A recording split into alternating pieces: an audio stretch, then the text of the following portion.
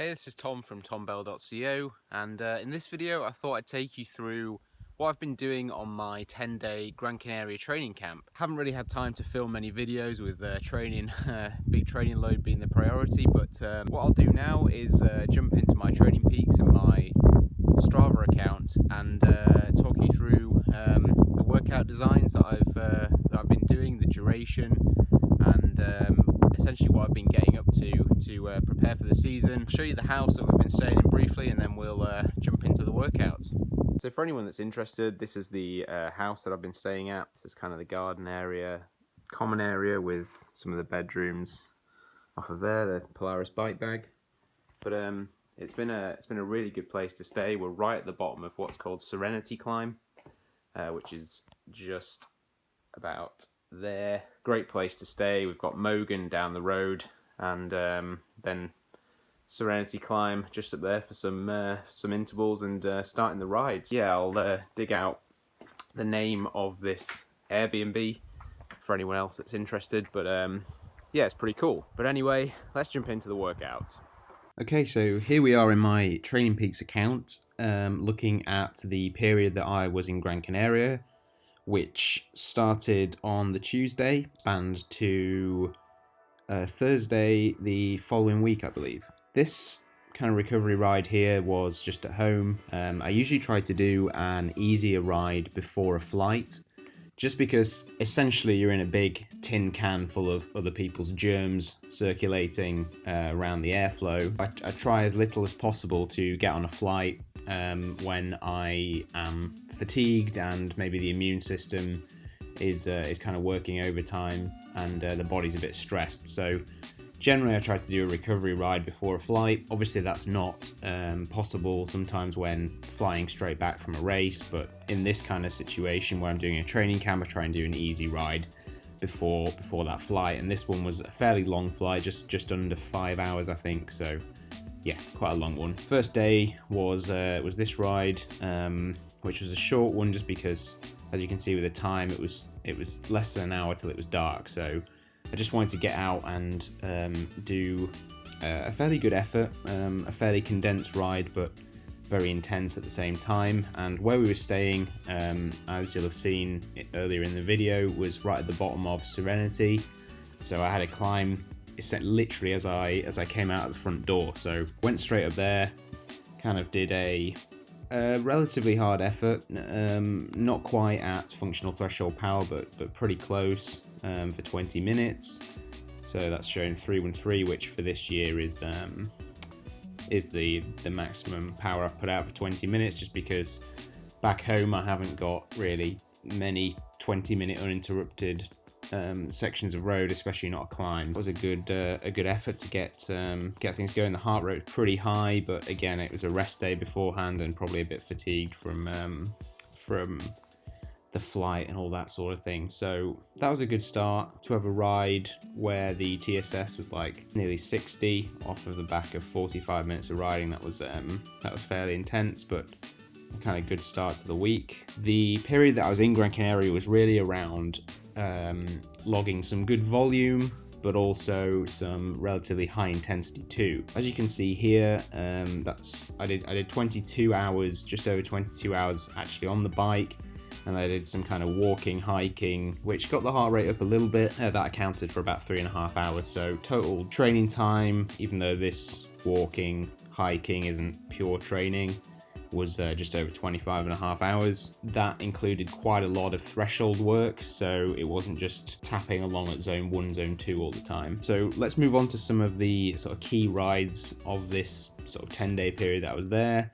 This one was sort of the first one after that Tuesday 45-minute fairly intense ride. So that was just shy of a 200 TSS, so 4 hours 20. So average power of 191, which quick calculation, as a 57 kilogram rider is about 3.35 watts per kilo. So a decent endurance pace. Actually, the normalized power was a fair bit higher than that, just because of the climbing and the tempo threshold work. So you can see it's block here, which is actually super threshold looking at it, and quite a few decent sort of tempo climbing intervals here. That was a decent ride. Again, decent endurance ride to kick things off. The next day was a bit longer, lower intensity. I was riding with a friend of mine who's an ultra runner, so he's doing a lot more running than he is cycling. So his power, his sort of average power, and certainly watts per kilo for our endurance rides was a little bit lower than mine. Wasn't quite doing the same sort of power that I would usually do, so the average was quite low, like 164, but as you can see, the normalized power was actually higher than the previous day. So 213 is a decent watts per kilo, especially for like 5 hours 15. So you can see that's reflected in the TSS of 236. If I analyze that one, you'll see there's quite a lot of threshold, and actually that's well above threshold there. Some good low threshold climbing and some more work here. So it actually totaled quite a lot of threshold work in amongst some sort of zone 2, zone 3 riding. So we can see here 25 minutes at zone 4, nearly 7.5 minutes at zone 5 kind of thing. So within a 5-hour ride, that was a decent amount of work. Friday was supposed to be a recovery day, but it didn't end up being. I felt quite good, so I didn't really want to take a full recovery day. So I did a hike just over 2 hours, did a recovery ride in the afternoon, and then in the morning I actually ended up doing a fair bit more sort of threshold work in amongst some zone 1 and 2. So 75 TSS for an hour and a half. With some threshold work. I believe it was a 10-minute interval with a few more blocks of sort of 5 minutes in there. So that was that day. And again, Saturday, another long endurance ride with some more kind of thresholdy type work. So you can see when it loads, the normalized power is actually 224, so pretty high, pretty decent for watts per kilo again for over 5 hours. This time the average power was a fair bit higher as well at 190. So let's take a look at that quickly. And 257 TSS, so that's a fairly big ride. This one was just short of 91 miles. If we just hide everything else, so this was kind of a time trial effort for just short of 20 minutes, above threshold, and this was, at 4 hours 40 into the ride, so quite a lot of endurance and fatigue in the legs already. Yeah, started the ride quite hard and then had a sort of middle portion where it was tapping along at kind of zone 1, zone 2 up until, like I said, about just over 4.5 hours, and then a big old effort for just short of 20 minutes, and then again some decent zone 2 coming out with the actual stop time over 6 hours. So fairly big day for a cross-country mountain biker like myself. And then on Sunday I piled on a load more work as well and did 3 lots of threshold intervals just below 20 minutes in duration. As you can see here, I didn't actually go to 20 minutes, so 324 for 10 minutes.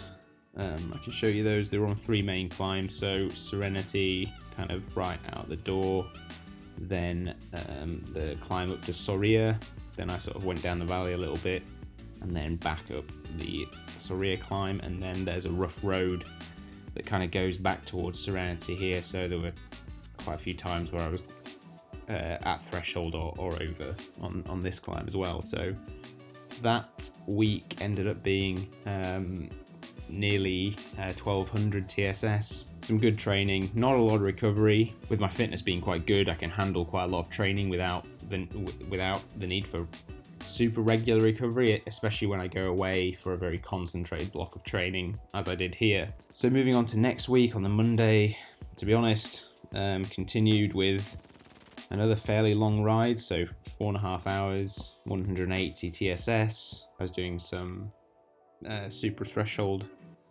efforts here. I actually remember this now. I was doing in this little portion here a like anaerobic back to threshold, anaerobic back to threshold. I believe that was 8 minutes in length. 2.5 hours in after some other work here and some sort of tempo stuff at the very start. Plenty of intensity in there as well, but at a level where I could still put out quite a lot of volume. So 4.5 hours with some intensity. It'd be hard to do that doing lots of anaerobic and VO2 max type work, so I just ratchet down the intensity to make sure that I can get the volume, because I can actually really accumulate a lot of high heart rate, high power time within a long ride doing that. Yeah, so just under 10 minutes at zone 4, around 50 minutes zone 3. So not loads of time, but fairly high power, especially accounting for all these days that were before it as well. On the Tuesday, I did actually have an easier ride, so 174 average, which is right at the bottom of zone 2, right at the top of zone 1. So a 77 TSS, so that did help me. I was starting to feel a little fatigued at this point, so that did help me when it came to this sort of final long ride of the trip to Gran Canaria, which was again a 5-hour ride, 217 watts for the normalized power, quite a lot lower for the average, so that shows you that I was doing some threshold work. So as we can see here, half an hour spent at zone 4, just under 7 minutes at zone 5, within a ride where, to be honest, most of the rest of the time I was doing zone 2, zone 3, so apart from a few of these descents and that kind of thing, and again a kind of hard effort sort of right out the gate up Serenity. So that was a good final ride with some good intense blocks here, as you can see, 4 hours into the ride to kind of help that fatigue resistance build in the engine, so that I can then, when I get home and I'm not training as much volume, still be doing quite a lot, but the intensity of the intensity of the interval training will switch to being more towards super threshold zone 4, zone 5 VO2 max work. So that is a summary of my training in Gran Canaria. That was about 10 days. You can see it on Strava if you want to follow me. I'm Tom Bell on Strava. Tried to post some pictures of what I'm doing. I've actually spent a few days at home, maybe 3 or 4 days at home after Gran Canaria, and now I'm back in Spain, so I'll do a similar video documenting what I'm doing out here in Spain in my sort of second training camp of the year. And yeah, you can look at these rides and see, if you're going to Gran Canaria, you can see sort of where I'm going, where I went, and some good routes to do. So as you can see, these are the routes, some of the recovery days, hiking and riding as well. So I hope you enjoyed that little insight. If you've got any questions, I'm sure this video probably raises a few questions about my training, why I'm doing certain things. So please leave them in the comment section below this video. I'll do a similar video, as I just mentioned, for Spain around this training camp, which is another 8 days. So I've been here since Tuesday, and I'm staying till Wednesday. So hope to catch you on that video. Hope you enjoyed this one, and yeah, I'll catch you on another video soon.